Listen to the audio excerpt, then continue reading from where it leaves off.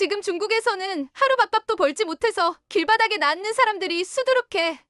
세상 물정 모르는 철없는 소리 좀 하지 마. 네가 다시 태국으로 돌아가서 뭘 할 수 있는데. 여기 중국 어느 드라마 촬영장에서 어느 배우가 언성을 높이며 강하게 이야기했습니다. 과연 이곳에서는 무슨 일이 벌어진 걸까요? 안녕하세요. 저는 순타이진입니다. 현재 방콕에서 연기학원을 다니고 있는 20살이에요. 제 인생은 어릴 때부터 부족함이 없었어요. 저희 부모님은 치앙마이에서 동네 병원을 운영하며 지역 주민들에게 의료 서비스를 제공해 오셨고, 그 덕분에 우리는 그 지역에서 꽤 안정적인 생활을 해왔죠. 병원이 비록 대형 병원만큼 크거나 화려하지는 않았지만 부모님의 헌신 덕에 병원은 항상 환자들로 붐볐고 지역 사회에서도 신뢰받는 존재였어요. 우리 가족은 치앙마이의 조용한 외곽에 있는 단독주택에서 살았고, 부모님은 일을 하시느라 항상 바쁘셨지만 제가 필요로 하는 것은 언제나 지원해 주셨어요. 특히 엄마는 병원에서의 업무와 집안일을 병행하시면서도 저를 학교 통학을 단 한 번도 빠뜨리지 않으셨어요. 그런 부모님의 노력 덕분에 저는 치앙마이에서 다른 친구들과 비교해 부족함 없이 성장할 수 있었어요. 부모님은 제가 더 넓은 세상을 보고 글로벌한 사고를 기르길 바라며 치앙마이에서 가장 좋은 국제학교에 입학시켜 주셨습니다. 초등학교부터 중학교, 그리고 고등학교까지 모두 국제학교를 다녔고, 덕분에 영어와 태국어는 물론이고 중국어와 약간의 프랑스어까지 배우며 다국어 구사 능력을 키울 수 있었습니다. 저희 학교는 전 세계 각국에서 온 학생들로 가득했고, 그들과 교류하며 자연스럽게 글로벌한 사고방식을 익힐 수 있었습니다. 학교 시설도 매우 훌륭해서 학생들이 배우고 싶은 예술, 과학, 스포츠 등 어떤 분야든 자유롭게 도전할 수 있는 환경이었죠. 엘리트 교육을 받으며 자란 덕에 저는 자연스럽게 원하는 건 무엇이든 할 수 있고, 갖고 싶은 것은 언제든지 가질 수 있다고 생각하며 자랐어요. 부모님은 제가 필요로 하는 모든 것을 다 들어주셨기 때문에 어릴 적부터 제가 무언가를 원하면 그것이 곧바로 이루어지는 것이 당연한 것처럼 여겼어요. 그래서인지 제 성격은 점점 이기적이고 자기중심적으로 변해갔고, 누군가 제 부탁을 거절하면 이해하기 어려웠어요. 저는 제가 특별하다고 생각했고, 주변 사람들도 저를 그렇게 대하는 게 당연하다고 느꼈죠. 하지만 몇 달 전,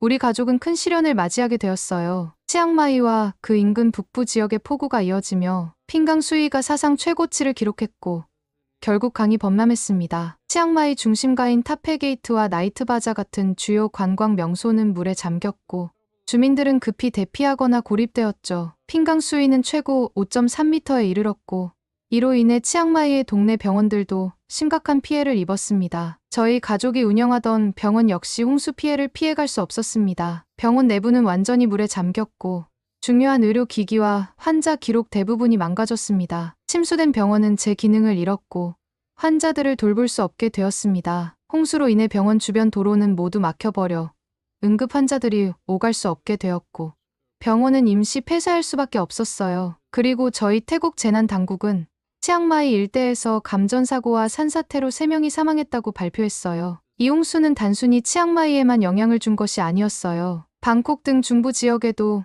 홍수주의보가 내려졌고, 만조 시기가 겹칠 경우 수도권까지도 피해가 확대될 것이라는 경고가 있었습니다. 태국 전역에서는 이번 홍수로 인해 수많은 이재민이 발생했고, 우리 가족 또한 처음으로 경제적 어려움을 겪게 되었습니다. 부모님은 병원을 정상화시키기 위해 밤낮 없이 노력하고 계시지만, 솔직히 말하면 저는 여전히 그 현실을 받아들이기가 쉽지 않았어요. 그동안 부모님의 지원 덕분에 하고 싶은 것은 무엇이든 할 수 있었고, 갖고 싶은 것은 언제든 가질 수 있었던 삶에서 갑작스럽게 모든 것이 끊겨버리니 저는 너무 혼란스러웠습니다. 또 홍수 피해로 집안이 경제적으로 어려워지면서 부모님은 저에게 용돈을 줄 수 없다고 말씀하셨습니다. 저는 처음으로 필요한 물건을 사거나 간단한 외출조차 마음대로 하지 못하는 상황을 겪게 되었어요. 게다가 방콕에서 다니던 연기학원도 당분간 다니기 힘들다고 하셔서 그 소식을 들었을 때 정말 화가 났습니다. 연기는 제게 유일하게 자신감을 주는 활동이었고,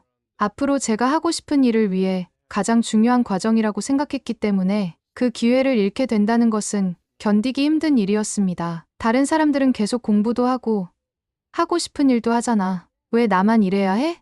마음속에선 이런 불만이 끊임없이 솟아올랐습니다. 부모님께 화를 내고 싶은 순간도 있었지만 그동안 부모님이 얼마나 노력해 오셨는지를 생각하면 그런 말을 할 수 없었어요. 그렇다고 해서 제 화와 불만이 쉽게 사라지는 건 아니었죠. 홍수 피해로 집안이 어려워지고 용돈도 끊기고 연기학원도 다닐 수 없게 된 상황에서 저는 점점 더 좌절감을 느꼈습니다. 가족의 어려움을 보며 마음속으로는 부모님을 돕고 싶다는 생각도 했지만 동시에 제 앞에 놓인 갑작스러운 현실이 너무 무겁게 느껴졌어요. 이런 와중에 저는 인생의 새로운 전환점을 맞이하게 됩니다. 바로 태국에 도착한 한국 자원봉사자들과의 만남 덕분이었죠. 태국에서 발생한 대규모 재난 소식이 전 세계에 전해지면서 많은 나라가 도움의 손길을 내밀었고 그 중에서도 한국의 지원은 단연 돋보였습니다. 한국 정부뿐만 아니라 다양한 민간 단체와 대학생들까지 태국의 재난 복구를 돕기 위해 적극적으로 나섰습니다. 특히 한국 대학생 자원봉사자들의 참여가 인상적이었습니다. 젊은 나이에도 불구하고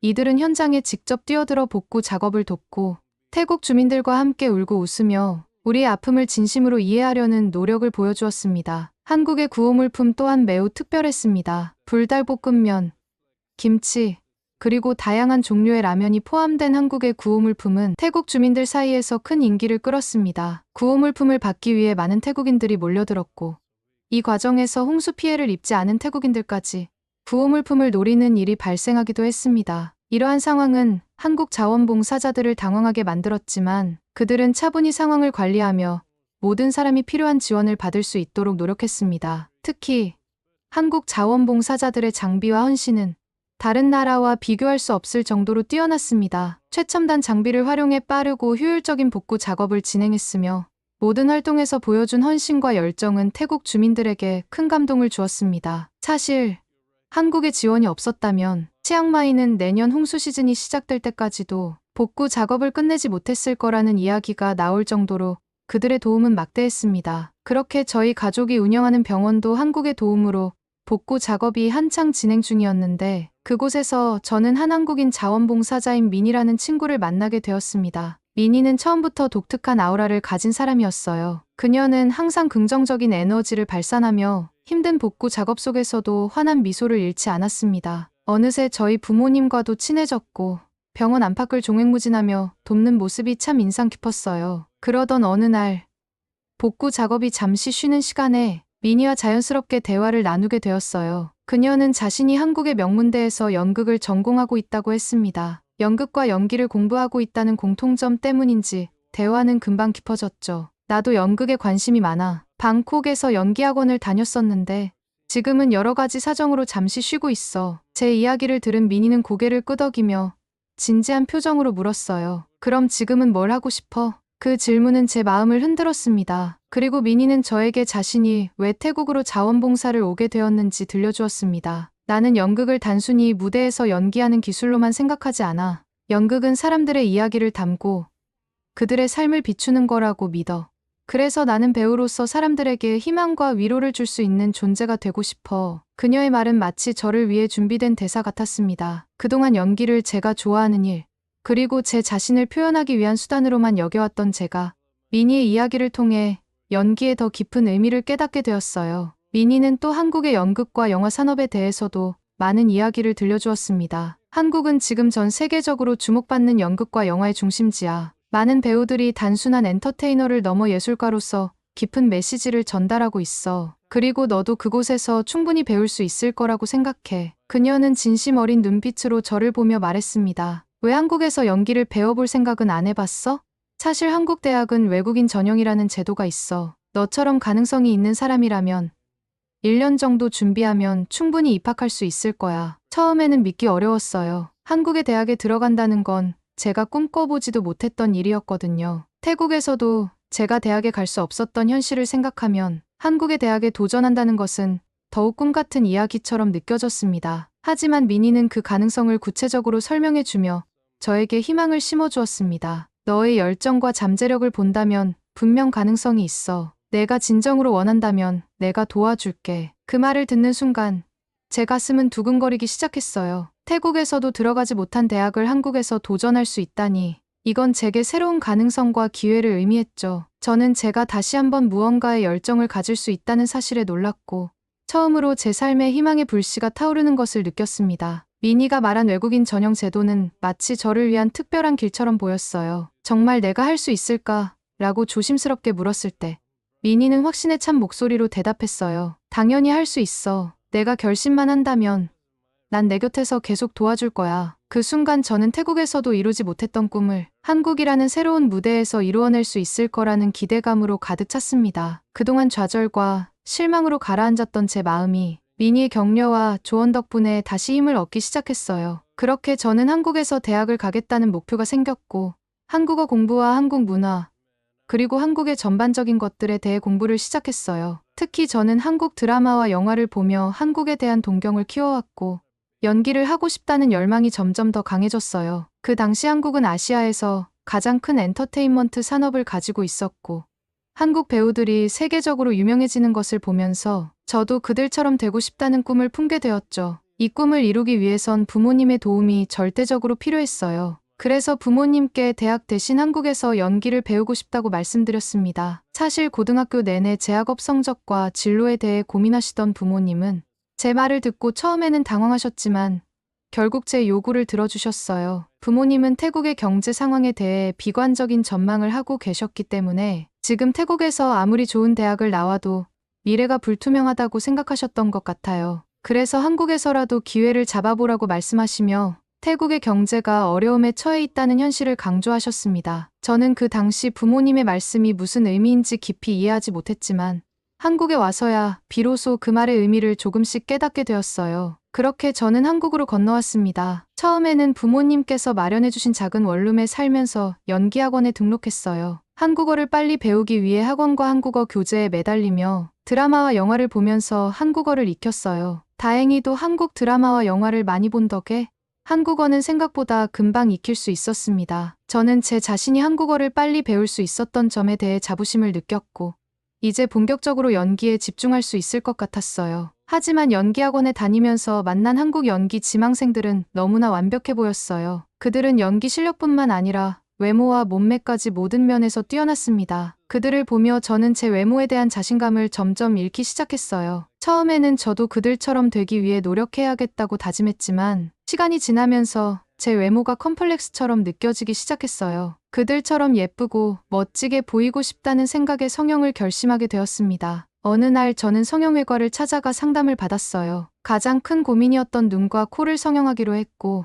평소 웃을 때마다 창피했던 치아 교정도 함께 받기로 했습니다. 성형 상담을 받으며 한국 성형외과의 체계적이고 친절한 상담 과정에 놀랐고 병원에 외국인 환자들이 많다는 사실에 또 한 번 놀랐어요. 태국이나 다른 동남아 국가에서 성형과 치아 교정을 받기 위해 온 사람들이 대부분이었고 병원 데스크에는 태국어를 할 줄 아는 직원도 있었습니다. 모든 절차가 매우 수월하게 진행되었죠. 성형 수술과 치아 교정에 필요한 비용은 총 2천만 원 정도가 나왔어요. 그 정도 금액이라면 부모님께서 기꺼이 지원해 주실 거라고 생각한 저는 주저하지 않고 부모님께 전화를 걸어 돈을 보내달라고 부탁했어요. 그러나 아빠의 반응은 예상과는 전혀 달랐습니다. 아빠는 화가 난 목소리로 말씀하셨어요. 타이진, 정신 좀 차려라. 2천만 원이 무슨 한 달 용돈이라도 되는 줄 아니? 그 돈이면 태국에서 엄마와 아빠가 몇 년 동안 생활하고도 남을 돈이다. 우리는 지금 내 학원비와 방세를 보내는 것도 빠듯한데 성형 수술까지 하겠다고?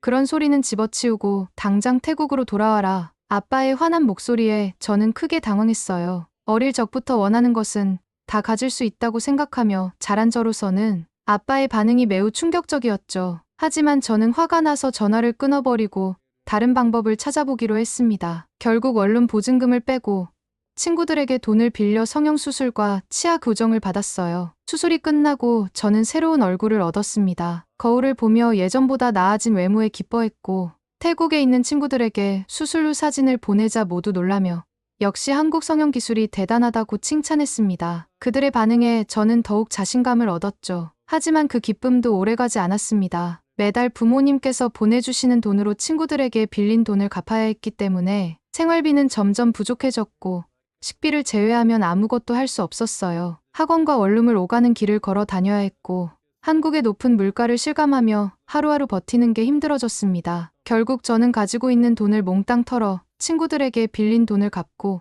한국에서의 생활을 접고 다시 태국으로 돌아가기로 결심했습니다. 하지만 여전히 제 마음은 무겁고 복잡했습니다. 한국에서의 생활이 기대와는 달리 점점 더 힘들어졌고 부모님 생각이 날 때마다 미안함과 후회가 밀려왔습니다. 하지만 이런 상황에서 돌아가게 된 이유를 어떻게 설명해야 할지 막막하기만 했습니다. 점점 한국에서 대학에 들어간다는 것이 제 능력으로는 불가능하다는 현실을 깨닫게 되었어요. 연기학원에서는 한국 학생들의 뛰어난 실력과 완벽한 외모에 주눅 들었고 생활고에 시달리며 학원비와 생활비를 감당하기도 벅찼습니다. 하루는 학원 수업이 끝난 후 같이 연기학원을 다니던 중국인 친구 린웨이가 저에게 다가왔어요. 타이진, 한국에서 버티기 힘들지 않아? 사실 나도 여기선 더 이상 기회가 없을 것 같아서 중국으로 돌아가려고 해.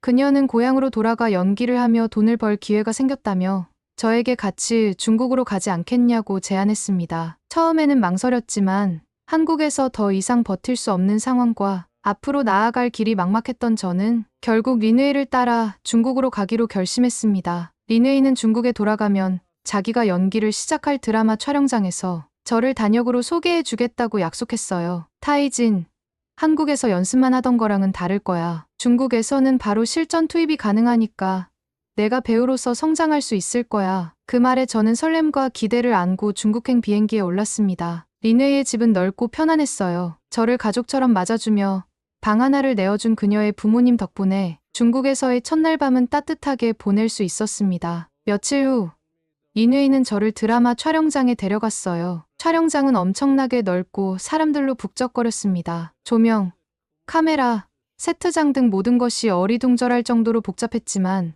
저는 그 분위기에 압도되면서도 한편으로는 설렜어요. 타이진, 오늘은 내가 단역으로 첫 촬영에 참여하는 날이야. 긴장하지 말고 잘 따라오면 돼.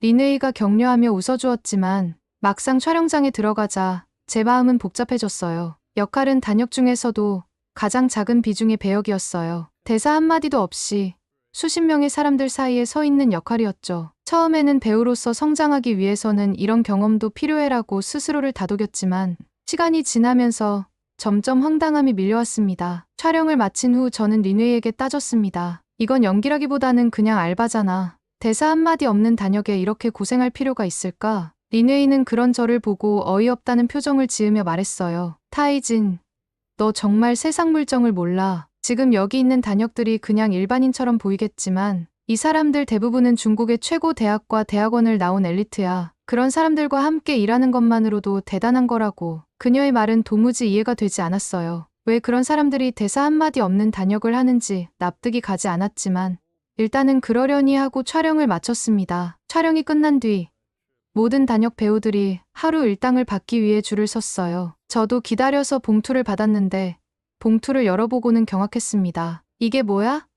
하루 종일 고생했는데 겨우 10,000원이라니. 추운 날씨에 얇은 의상을 입고 하루 종일 서 있었는데 이 돈으로는 밥 한 끼 사 먹기도 어려운 수준이었어요. 돌아오는 버스에서 저는 참지 못하고 린웨이에게 따졌습니다. 린웨이, 이게 내가 말한 연기고 돈을 벌 수 있다는 거야? 이 돈은 내가 태국에서 부모님께 받는 용돈보다도 적어. 린웨이는 제 불만 섞인 말에 한숨을 깊게 쉬더니 잠시 침묵을 유지한 후 진지한 표정으로 말을 꺼냈습니다. 타이진, 넌 정말 세상 물정을 몰라. 지금 중국이 얼마나 심각한 상황인지 아니? 내가 말해줄게. 요즘 중국의 경제가 얼마나 무너져가고 있는지. 린웨이는 저에게 흥분하며 이야기했어요. 2025년 현재 중국의 청년 실업률이 공식적으로는 20% 이상이라고 발표되지만 실제 체감 실업률은 46%가 넘는다는 분석도 있어. 청년들 절반 가까이가 제대로 된 직장을 구하지 못하고 있다는 거야. 그게 얼마나 심각한 문제인지 알아? 우리 세대가 경제를 떠받쳐야 할 시기에 대부분이 노숙하거나 이렇게 단역으로 하루 벌어 하루 사는 신세가 되고 있어. 린웨이는 잠시 멈추고 제 반응을 살폈습니다. 하지만 저는 충격으로 말을 잇지 못한 채 그녀의 말을 들을 수밖에 없었습니다. 그리고 부동산 시장은 더 심각해. 지금 중국 전체 GDP의 30% 이상을 차지하던 부동산 산업이 완전히 붕괴 직전이야. 중국 주요 도시에서 미완공된 아파트가 얼마나 많은지 알아? 2024년 기준으로만 7천만 채가 미완공 상태로 남아있어. 그 아파트를 구매한 사람들은 돈을 다 날렸고 그 피해는 중산층뿐만 아니라 우리 부모님 세대까지 다 퍼져나가고 있어. 심지어 어떤 사람들은 집 한 채가 아니라 여러 채를 투자했는데 이제는 전 재산을 잃고 길바닥에 낳는 신세야. 그녀는 눈빛을 빛내며 이어갔습니다. 이게 끝이 아니야. 중국의 국가부채는 지금 GDP의 300%를 넘어섰어. 지방 정부들은 이미 파산 상태에 가까워. 작년에 광둥성에서 공무원 월급을 지급하지 못해서 공무원들이 시위를 했다는 뉴스 본 적 있지? 지방정부가 망하면 그 피해는 결국 우리 같은 서민들에게 돌아오는 거야. 린웨이는 다시 휴대폰 화면을 제게 보여주며 말을 이었습니다. 내수시장도 마찬가지야. 지금 중국 국민들의 소비 여력이 얼마나 떨어졌는지 알아? 2024년 기준으로 중국 국민의 가처분 소득 대비 소비율이 37%밖에 안 돼. 나머지는 전부 빚을 갚거나 기본 생계비로 쓰이고 있는 거지. 사람들이 돈을 쓰지 않으니까 기업도 망하고, 기업이 망하면 일자리는 더 줄어들고 악순환이 반복되는 거야. 그녀는 제가 충격을 받았는지 확인하듯 잠시 멈췄다가 다시 말을 이어갔습니다. 요즘 중국 젊은 세대 사이에서 탕핑이 유행하는 이유도 알아? 그냥 포기하는 거야. 취업도, 결혼도, 집도, 아무것도 바라지 않고 그냥 하루하루를 버티는 게 목표인 삶이 돼버렸어. 이런 상황에서 하루에 10,000원이라도 벌 수 있다는 게 얼마나 감사한 일인지 알아야 해.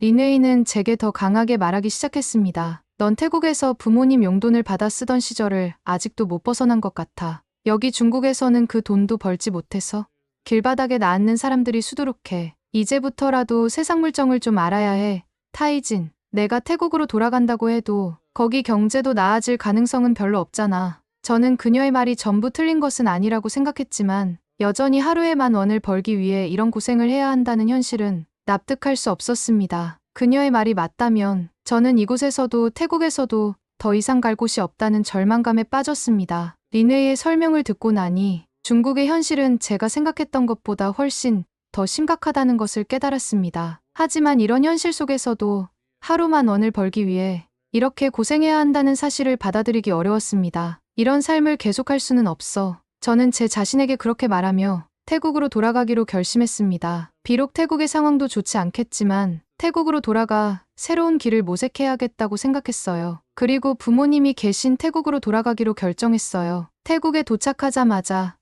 어린 시절의 기억이 담긴 집으로 향했습니다. 하지만 도착한 집에는 낯선 사람들이 살고 있었고 그곳은 이제 제가 알던 집이 아니었습니다. 큰 충격을 받은 저는 아빠에게 전화를 걸어 상황을 물었습니다. 아빠, 왜 우리가 살던 집에 모르는 사람들이 살고 있어요? 제가 어릴 적부터 살던 집인데 무슨 일이 있었던 거예요? 아빠는 한숨을 쉬며 이사 간 새로운 주소를 알려주었고 저는 그곳으로 향했습니다. 새로 이사한 곳은 치앙마이 외곽의 낡은 아파트였습니다. 문을 열어주신 부모님은 저를 보고 놀라셨지만 저는 부모님께 한국에서 있었던 모든 일을 털어놓았습니다. 실패와 좌절, 그리고 부모님께 드린 부담에 대해 눈물을 흘리며 용서를 빌었죠. 부모님은 한참 제 이야기를 듣고 나서 한숨을 쉬며 말했습니다. 괜찮다.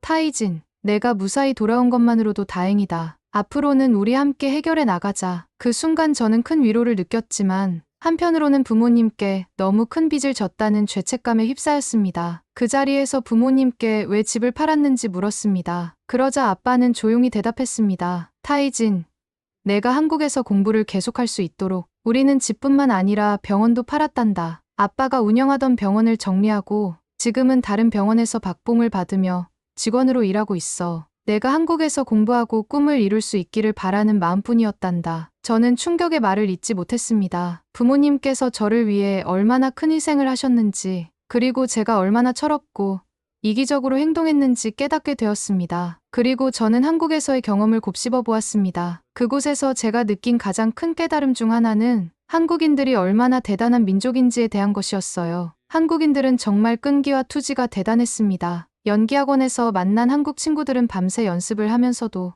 하루도 빠짐없이 학원에 나와 최선을 다했어요. 그들은 완벽한 발음과 표정 연기를 위해 매일 거울 앞에서 반복하며 노력했습니다. 심지어 편의점 아르바이트를 하던 학생들조차 힘든 상황 속에서도 웃으며 고객을 대하는 모습을 보며 저는 그들의 강인한 정신력에 깊은 감명을 받았습니다. 왜 한국이 이렇게 성공했는지 알 것 같아. 그들의 노력과 끈기, 그리고 포기하지 않는 태도가 오늘날 한국을 세계적인 국가로 만든 원동력임을 느꼈습니다. 그리고 태국과 중국이 한국을 따라갈 수 없는 이유도 알게 되었습니다. 저는 그동안 태국과 중국이 충분히 발전할 수 있다고 생각했지만 한국에서 생활하며 느낀 것은 단순한 경제적 차이뿐만 아니라 사람들의 사고방식과 태도에서 큰 차이가 있다는 것이었어요. 태국과 중국에서는 아직도 많은 사람들이 될 대로 되라는 식으로 삶을 살아가지만 한국인들은 자신에게 주어진 환경 속에서도 최선을 다하며 포기하지 않았습니다. 저는 한국에서 보기 좋게 실패했지만 태국에서는 반드시 성공하겠다는 결심을 했습니다. 한국인들에게서 배운 투지와 끈기를 제 삶에 적용하며 태국에서 새로운 길을 찾기로 했습니다. 아빠,